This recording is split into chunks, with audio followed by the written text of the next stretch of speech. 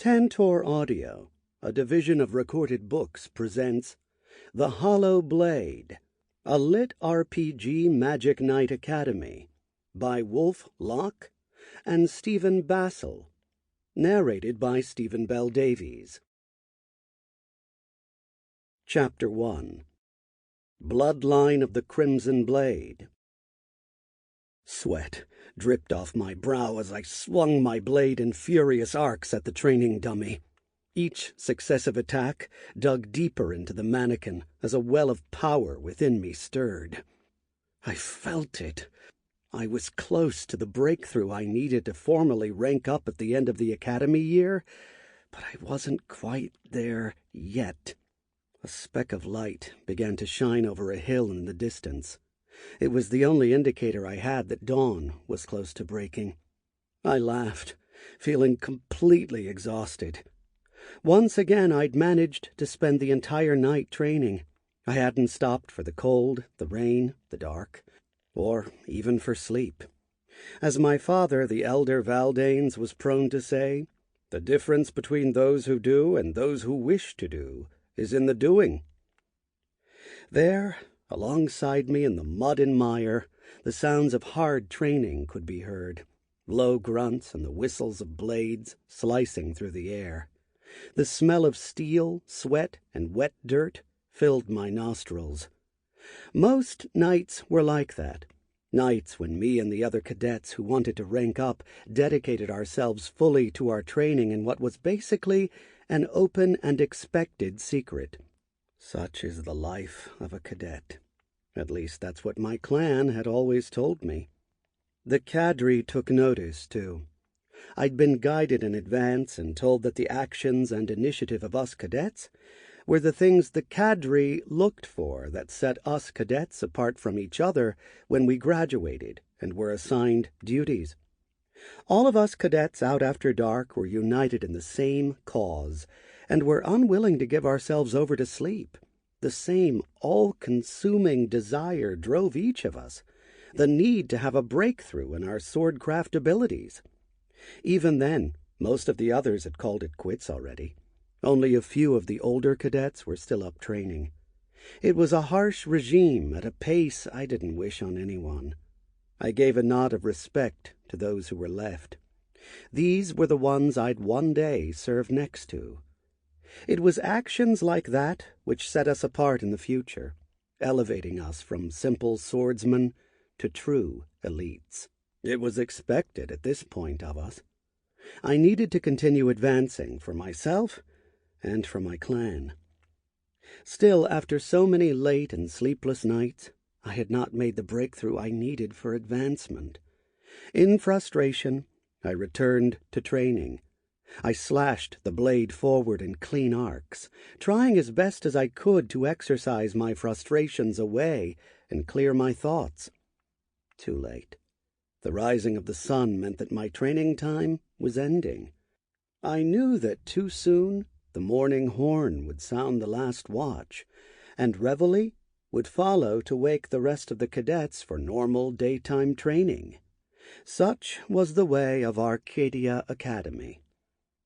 Looking up at the rapidly disappearing stars, I ran a hand through my hair and hung my head, allowing myself a moment to feel my frustration. I'm so close, though. I can feel it. I've almost reached my goal. I just need to keep training. Tonight, maybe. I vowed I will set myself apart. I've still a few minutes left. With my remaining time, I worked to complete the maneuver I had been executing, a series of fast and forceful overhand strikes. The steel of my blade gleamed with the first rays of the sun, as my aching body and aching muscles dripped with sweat. I stopped and held the katana. That's enough. I still need to get ready for the day. The hilt of the blade fit in my hands like it had been crafted and made just for me, and was a reminder of my heritage. In a way, the blade had been made for me. Unlike most of the other cadets who began their training with a simple short sword or long sword, I had been allowed to wield the weapon my clan, the Valdanes, was known for: the katana. Walking over to my pack, I pulled out a cloth and a small vial of oil to wipe down the weapon. As I took care of my body, so too did I take care of my blade. The weapon was long and sleek. It curved slightly upward at the tip, which ended in a deadly point. Unlike the standard training swords favored by the academy, only one side of the katana held an edge, but that edge was razor-sharp, kept so by my constant care for the blade. It was an extension of myself, and it needed to be treated as such. As the katana was a weapon, so too did I maintain myself as one. I was an extension of my blade, such as my family has ingrained in me. The horn blew, and I completed the maintenance before sheathing the blade on my side with an audible snip. The other cadets in the courtyard were similarly finishing up their exercises and getting ready for the day. There would be just enough time to wash up and change into the duty uniform before classes and morning training started. As I walked, I kept my right hand wrapped around the hilt of my blade, ready to draw it at a moment's notice. Here at the academy, an attack of any kind was highly unlikely. Academies that can't protect their students are quickly shut down. Still, years of training and an upbringing in a family such as mine had drilled the practice into my body until I did it more on instinct than intent. The fact that I had been allowed my own sword was a bit of a rarity, and showed the difference the academy held for my lineage. Cadets of my rank almost exclusively wielded the same starter swords as everyone else, but in my case, the exception to policy was no surprise. That's what happens when you come from a house such as mine, a clan of born warriors, both the sword and the fist of our liege, a weapon wielded in defense of the kingdom. As a ninth-year student, I was still a member of the iron rank, the second lowest rank in the academy. All of us cadets started out at the bronze rank, no matter how much training we had beforehand, or how capable we seemed. Every cadet kept the rank of bronze until our 7th year, when iron was automatically given. I had been no exception. Once a cadet reached iron rank, they usually started their training with one of the two standard training swords predominantly used within the academy. The short sword, which was a lighter, double-edged blade, one-handed weapon, or the long sword, which was a heavier blade of roughly the same design that was meant to be used in two-handed power attacks. When a cadet completed their training in the iron rank and proved that they had enough foundation in swordcraft, they were elevated to silver rank at the end of their 9th year. And the end of the year was coming close. I needed a breakthrough. Such a promotion could be sped up based on merit, but such advancement was difficult to achieve. Once the rank of silver was achieved, a cadet could continue their training with the same blade, or they could choose another weapon to specialize in. Some cadets retained their original sword, having grown fond of or accustomed to the blade they had trained with for so long. As a member of the Valdanes Clan, I had no choice. The katana was my inherited legacy. But just because my path was decided didn't mean it was that way for others. My peers were free to choose and specialize, which was fine. All of us were always looking to expand our skills and techniques. Every so often a favored son or daughter would come to the academy from a clan with specializations. I had been one of those people. I came from the clan that called the katana their own, a clan full of sword saints. I came already knowing much of the way of the blade, but to rank up, I need to unlock a new technique here. That was why I was allowed to keep my blade, but I still had to progress through the ranks, just like everyone else did. My clan, the Valdanes, were a family of warriors whose lineage spanned centuries. Every member of the main branch of the clan was expected to dedicate their lives to the way of the katana.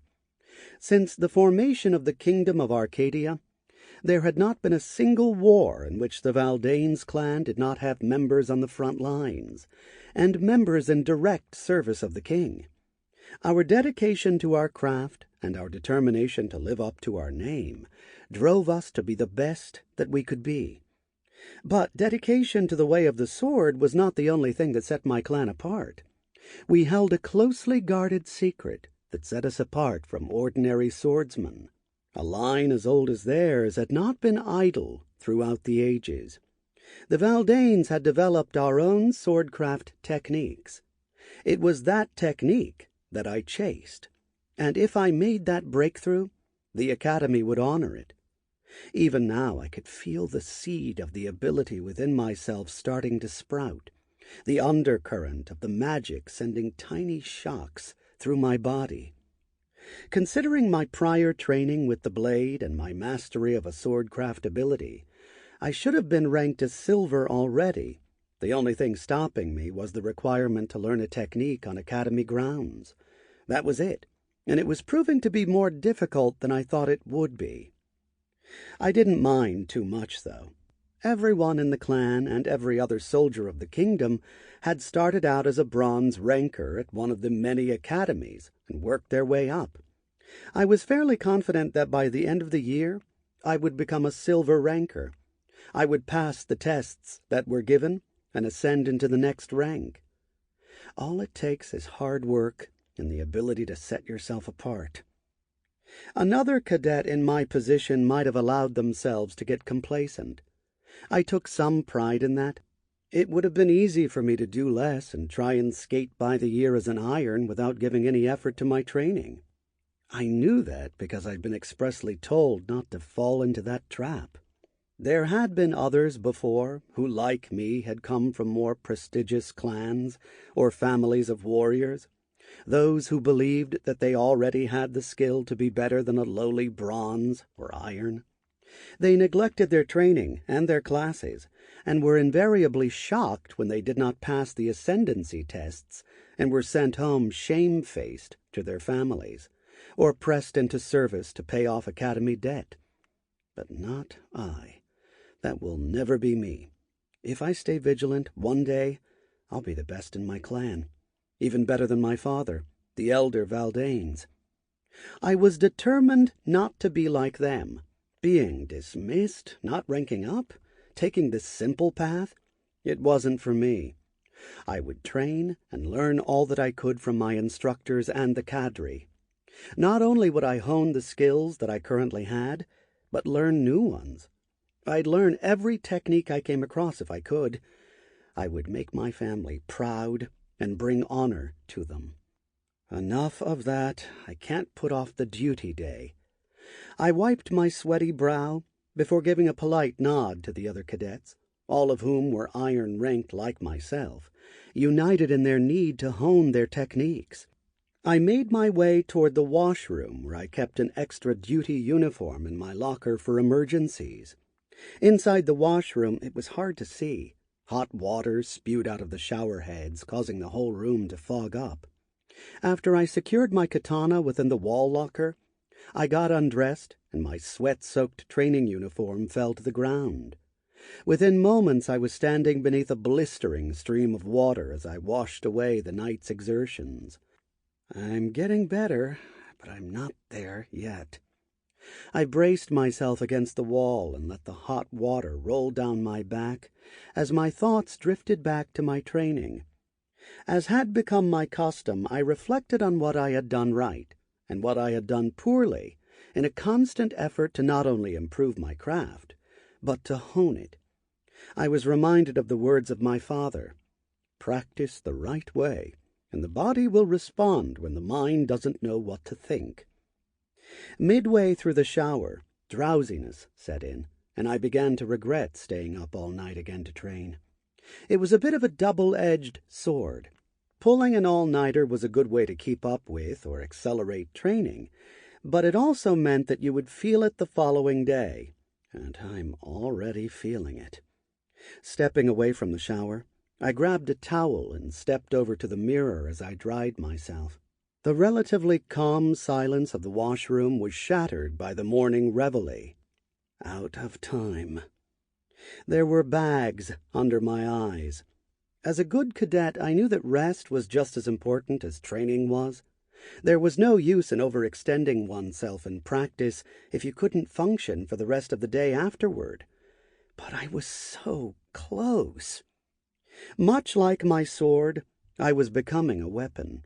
My body was long and lithe. I had a slender yet muscular body. Strength training to build myself up further would come once I ranked up.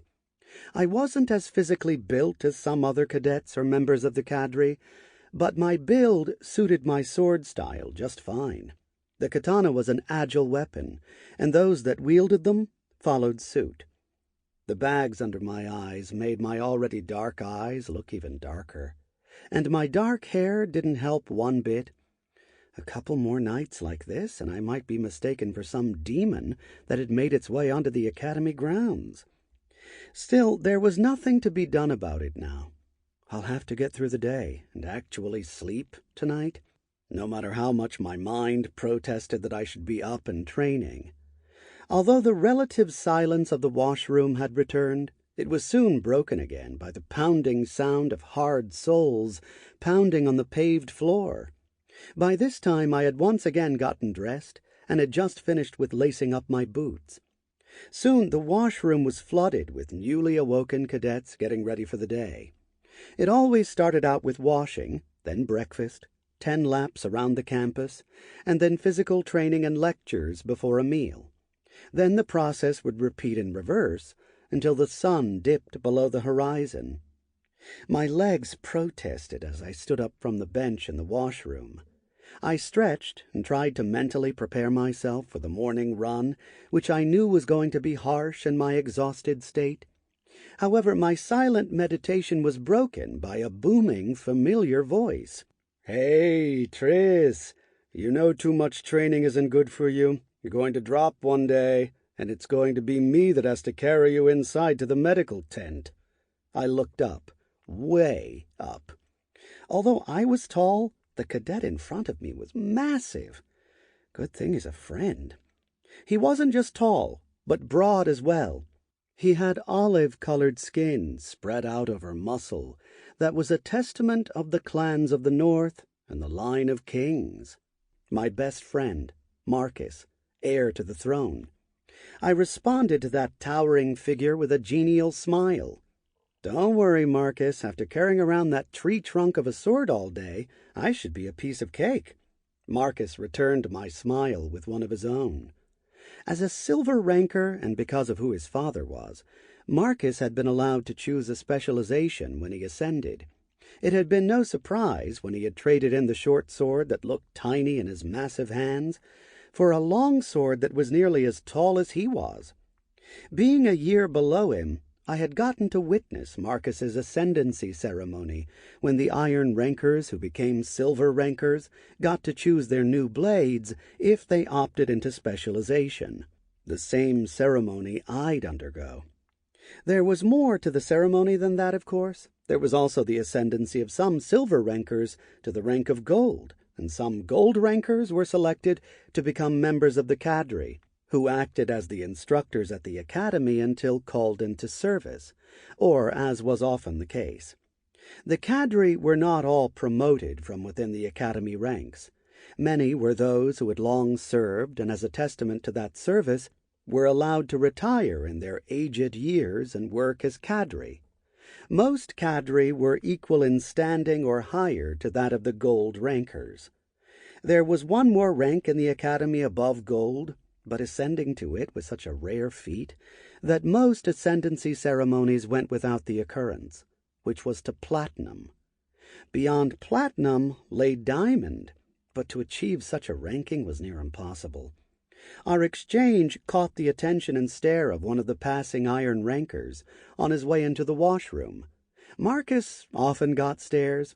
He had become used to it, and it had become a running joke among our friends. As intimidating as I could be with my katana, Marcus was something else altogether. He couldn't be ignored. "What are you looking at, Iron?"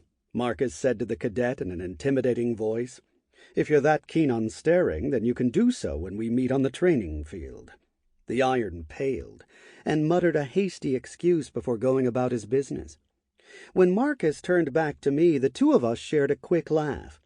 Marcus's gigantic stature was intimidating, but he was in fact a good friend and a good guy. It was just as a silver ranker, it was an unspoken rule that he needed to haze the iron rankers, just as the gold rankers did the same thing to both of us lower classmen, and the cadre spared no one. Marcus and I had become friends a long time ago. Our families were too close to have us be anything but good friends. Although Marcus still pulled rank and took every opportunity to make my life as an iron difficult, I usually pushed back, much to the shock of the other iron rankers. It's the way of things. Those who are meant to obey follow the rules, and those who are meant to lead dare. It was a good friendship, and the two of us respected one another. "Seriously, though," said Marcus, interrupting my thoughts, "you gotta stop being so hard on yourself, man. You're not going to help anyone if you burn out before you even hit silver. I'm counting on you to help me reach gold." "Don't worry about it. I know my limits," I replied. "I'm going to get some sleep tonight. I can barely keep my eyes open right now anyway. Today will be tough. There's just no way I can spend another night training." "Obviously," Marcus replied as he rolled his eyes. "Try not to fall asleep in class. I know some of the lectures can be boring, but that'll just mean more work for you." Marcus turned serious for a second. "Seriously, you know how the cadre are. If they can find a reason to give any of us cadets extra duty, they will." "I know," I responded, remembering the time I'd been made to trim the weeds on the training field with scissors.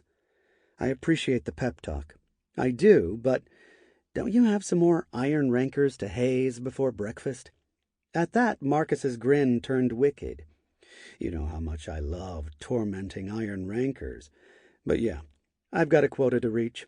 Speaking of which, it's my duty as your supervisor to show you why it's never a good idea to overextend yourself. I'll see you in physical training." Marcus winked, took off, finally leaving me alone to finish getting ready. I knew that the torment that all cadets were put through was in good nature. There was no harm meant. In fact, it had been proven to build stronger bonds between the upper and lower cadets. Well, most of the time. Sometimes it could get a little out of hand.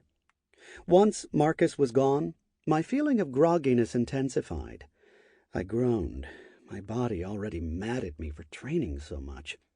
Now Marcus wanted to spar during physical training. Today was going to be a long day, but at least I'm ready for that breakthrough. Although I was exhausted, most of my day went by quickly. I barely remembered breakfast, or the agility drills that followed.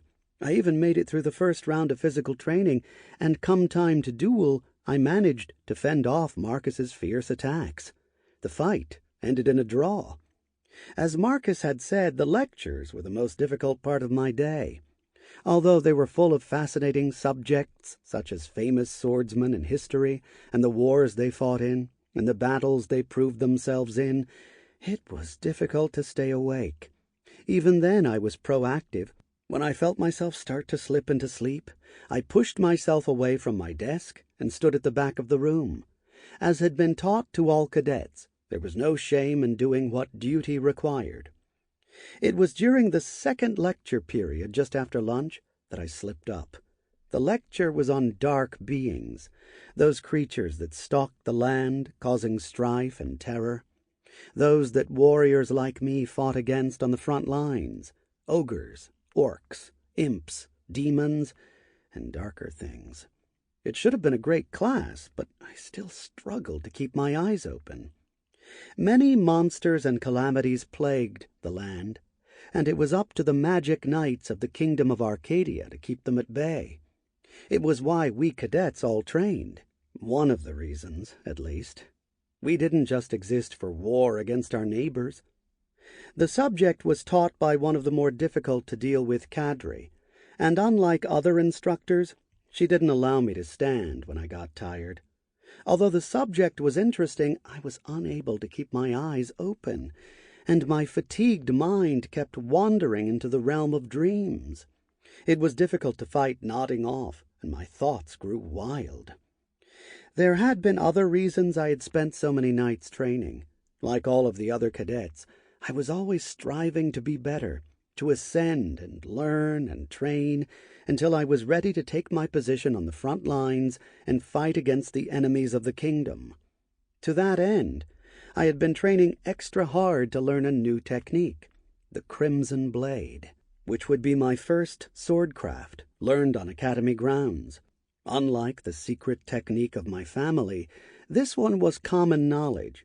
However, I had learned early on that just because the correct way to execute the technique was readily available to any who wanted to learn it, that did not mean it was easy to do so. My desire to learn the Crimson Blade had come during one of the very few times that an enemy made it onto the Academy's grounds. Mountain trolls, while extremely aggressive and dangerous, were not the brightest of creatures. The hulking monster of muscle and flesh had somehow managed to wander onto the grounds accidentally.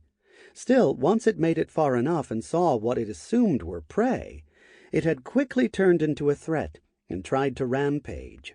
But at the academy we were taught to run towards danger, not away from it, and when I had heard the screams start, I went running. The troll had attacked some iron rankers that had been training on the grounds. Luckily, none had been too severely injured, though their egos might have been a bit bruised. Marcus, some other cadets, and I had all tried to coordinate to band together to stop the beast, but someone else intervened. It wasn't a cadre member, it was a senior classman, the most senior classman. We all watched as the lone figure approached the massive troll, his sword gleaming in his hand. The troll roared and lunged to attack, sweeping its thick limbs at the cadet in an attempt to smash him into the dirt. But the cadet was easily able to dodge the attack with a precise movement that I could only hope to emulate one day. Then, in a flash of movement, he raised his sword, and it began to glow with a violent crimson light. The cadet slashed out with his blade, and in the next instant the troll was dead. The monster's body was split and lay in two halves on the ground. Steam rose from its inside that spilled out from where the blade had cut through. The blade had been so hot that the sword had cauterized the two halves on impact. "Who is that?" I asked Marcus. "That's True John," had been Marcus's response. "He's a platinum ranker. He keeps to himself mostly." Platinum was the highest rank at the academy. They were those who had completed their training and were waiting for their commission to the front lines. They were masters of their technique and often knew a wide variety of swordcraft. There were only ever 2 or 3 at the academy at any given time. Everyone wanted to reach platinum, but few ever would. It was rumored that True John had the talent to reach the highest pinnacle of diamond, but that remained to be seen. Watching True John take down the troll had driven me to learn the same technique that I had seen the platinum ranker use. Ever since then, I trained as often as I could to master the sword art, Crimson Blade. A heavy object crashed down on the table next to me with a loud noise, the suddenness jolting me out of my thoughts and into clear alertness. I immediately sat upright and surveyed my surroundings, my hand going towards my weapon, looking for the danger. Around me, the other cadets in the class were watching me with smirks. Looming above me was the cadre member that had been giving the lecture. She stood with her arms crossed over her chest. Evidently she'd adopted the pose after she had dropped the heavy book on my desk. Even after Marcus's warning, I had fallen asleep in class. "Well, Mr. Valdanes, if you're that tired, maybe some extra duty in the stables after class will help wake you up, eh?" she commented, obviously annoyed that I had fallen asleep. I groaned and took it in stride. After all, I had no excuse. I did fall asleep. This one is completely on me. Punishments such as this were common in the academy. Just like the hazing of the lower classmen, there was no malicious intent behind it, just the intent to keep cadets in line and build up their character. I made a mistake, but it wasn't the end of the world. Besides, I had gotten stable duty before. Sample complete. Ready to continue?